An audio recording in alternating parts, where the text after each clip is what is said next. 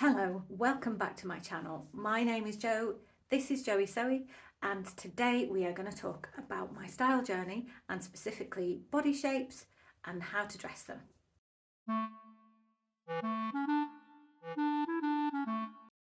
So this is the third part in my series about what I got up to in lockdown and where I've been and what I've been doing in terms of style while I haven't been sewing very much.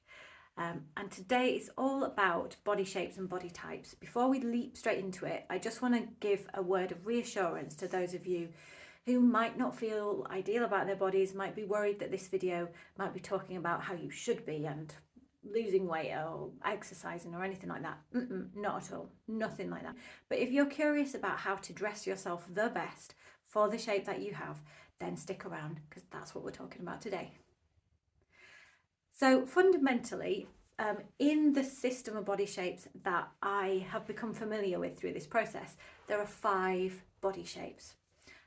There are the apple or round shape, there is the pear shape or triangle shape, there is the hourglass shape, there is the rectangle shape, and there is the inverted triangle shape.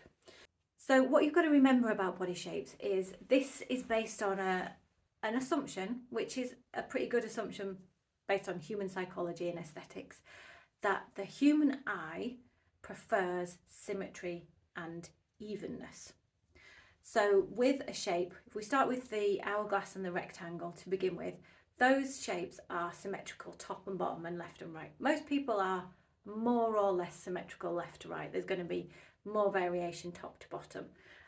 So we're all different left to right, but ultimately most of our variation is between shoulders, waist and hips. And that's whether you're a male or a female body. So with the hourglass and the rectangle shapes, those two are symmetrical and balanced top to bottom. So what I mean by that is that in both of those shapes, the shoulders and the hips are the same width approximately. Then you're not going to observe a huge difference in the shoulders and the hips. Whereas the difference is clearly that in an hourglass shape as opposed to a rectangle shape, there's a very defined waist in an hourglass shape.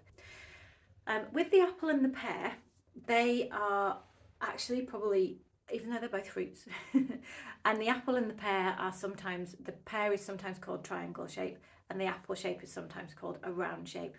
They're actually quite different from each other. So let's talk about the pear first of all. Pear shape, one I know best because it's my body shape.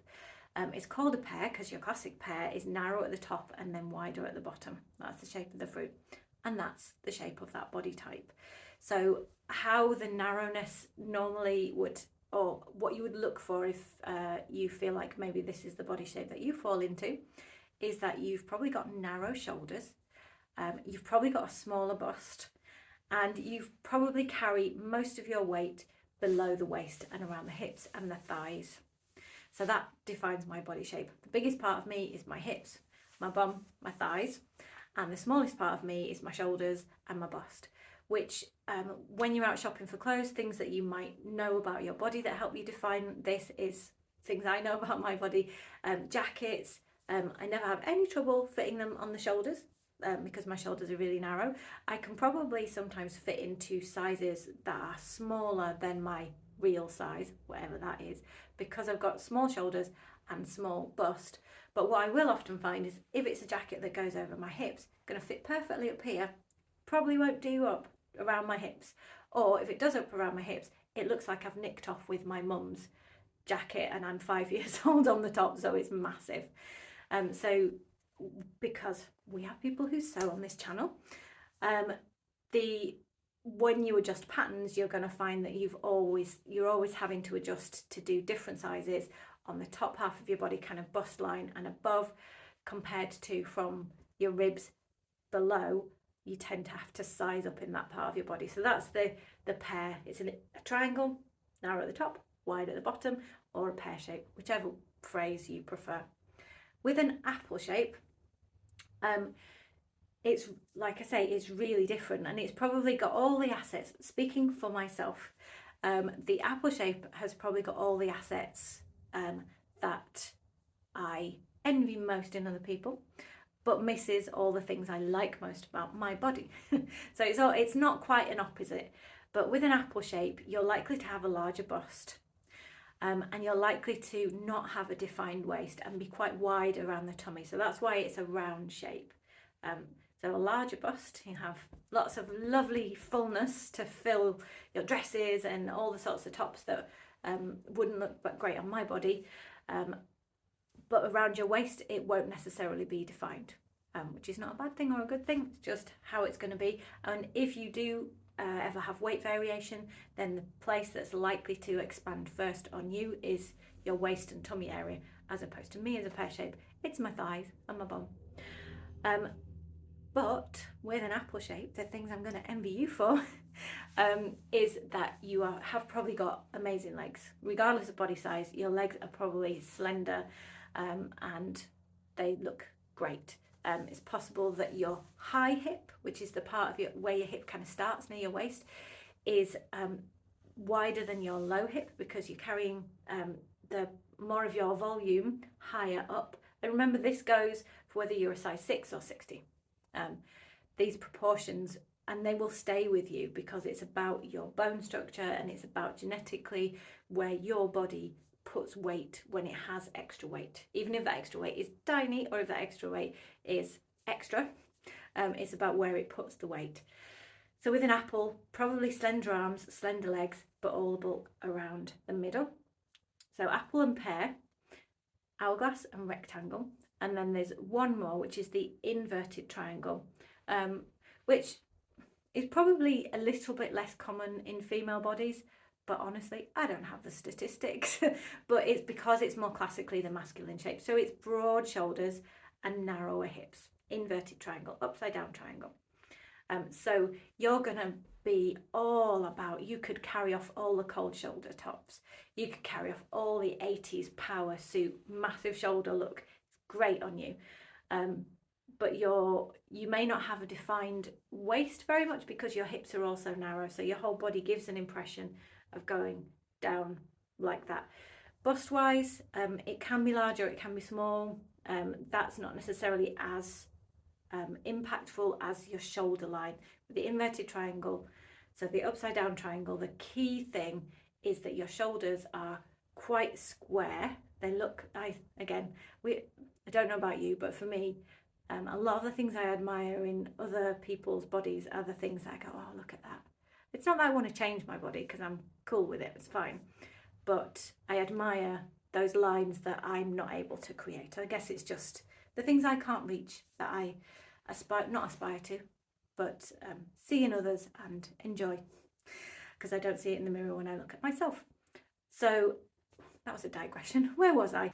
Now, I have stood here and tried to film this video a few times, and each time that I try to go in and talk about how to dress the body shapes that aren't my own, I have to be completely honest. I don't know the details of dressing the other body shapes. And in the end, it was a bit of a revelation really, because what I'm talking about is my journey. So I'm just going to talk about the things that I've learned about my body. The principles are really interesting, and if you feel like you fall into one of the other categories, which is statistically very possible, then some of the principles are the same. And again, like I said with the body types, you can go ahead and Google what it's about, and I'll put a few links in the comments box down below, or description box, so that you can have some starters for where to look to find out about how to dress your particular body shape. So some of the principles that I learned, I'm a pear shape, which means I am narrower on the top than on the bottom. So I don't have one of these symmetrical body shapes. I have an unsymmetrical body shape. So for me, and the same for you if you don't have a symmetrical type, the key aim is to bring symmetry to the top and the bottom half. So I need to bring more interest to the top half of my body, and I need to be fairly plain and uneventful on the bottom half of my body. And what I achieve by dressing in that way is create a balance so that the eye doesn't just go to the largest part of the object that I am. And I say that in terms of me literally being an object, not some unpleasant term about myself. You know, the body as an object is a certain size and certain shape, and with an object we tend to look at the centre of mass, and the centre of mass with me is not in the middle and it's not evenly distributed, it's down at the bottom. So to create more balance, what I need to do is bring the eye up towards my face and enlarge the upper part of my body, which otherwise looks small in proportion, and the bottom looks big in proportion. How do I do that? Well, there are some really simple things that you can do. Wherever you want the eye to go, put pattern, put colour, whatever your choice of pattern and colour are in terms of your aesthetic and what might suit your skin tone. See previous videos. Put the interest up on the area that you want to create bigness in. That goes as well if you're not at all interested in the balance of your body and symmetry and all of that jazz, but there's a particular feature that you love about your body and you want to bring somebody to notice it, then put the shiny thing there. Point the neon arrow at that part of your body. So if you love your legs, then you need to show them off. You need to, don't just cover them in black tights with a black skirt, unless, you know, it's killer black tights and a killer black skirt, but that would be pretty uneventful, pretty bland. The eye is not necessarily going to go there in a generalized term. So maybe colourful tights, maybe the skirt's got to be amazing so that it draws attention to your legs, etc., etc. So for a pear shape, smaller on top, it's all about the pattern, all about the colour, and then also all about the bulk. So if we think about the fabrics that I'm going to use on the top of my body versus the bottom, don't use the drapey fabrics that are just going to skim your curves and slip over them with the least amount of notice on the top half for me, but I do use them on the bottom half. So one of the key things that I kind of learned there was I like wide leg trousers. Wide leg trousers are a good shape for my body as long as they fit well. But in stiff fabrics, all they do is make everything bigger. So even in winter, I need to look for fabrics that are going to have more drape about them, more curve, more of that skimming over, nothing to see here kind of feel to the fabric on the bottom half of my body. On the top half, I can do whatever I like as long as it's not dull. And then the last part of the jigsaw is about pattern and about the scale of your body, which essentially is a way of saying, are you tall? Are you less tall? I am less tall. I'm just into probably average-ish height, but I'm on the smaller side because I'm about 5'4.5", or if I stand up very tall, I might be 5'5" on a good day. So I'm not small, but I'm not tall. Definitely not tall. So for a smaller frame, if you put big pattern on there, you're going to make, generally, it look smaller because you can't get as much big pattern on there, so it looks overwhelming. On a taller frame, regardless of body shape, if you put big bold patterns on, you can carry that more easily because there is more of you. Even if you're very slender but very tall, there's still more of you top to bottom, so you can carry that. On a smaller frame, the large scale of pattern you need to be careful with. So this is a pretty large scale pattern. It's a ready to wear top, pretty large scale. I don't think it's too large for a smaller body, but it's getting up to what, this is all personal choice, what I would feel much bigger than this in terms of individual elements, and it's going to start to get too big for my body. Can go as small as I like, and then the vice versa is true. So if you are tall and you want to use tiny little dots, that's probably going to look really too weirdly small on a very tall frame, unless it's a pattern that the dots are so small they almost don't look like dots and they start to become more of a texture. There's going to be a line that will be crossed there somewhere. But generally, a small pattern, you want to be careful because what looks small on a tall body is not the same as what looks small on a small body, a shorter body, just because there is more of you to cover. And so if you are, particularly if you're at the more extreme ends of that, for a man or a woman, you want to think about the scale of the patterns. So, you know, florals or geometrics, that's fine. But what about tiny ditzy florals, versus big bold florals, or what about tiny gingham versus those big oversized gingham. It's going to make a difference to kind of how big and lumbering you might feel as a tall person, or how overwhelmed and childlike and wearing my mum's dress you might feel as a small person.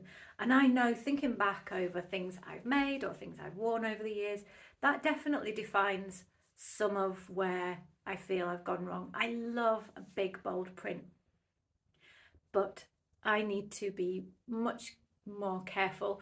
So where I've ever chosen one, it might be like a dress with a print all down one side, and I can think of a few.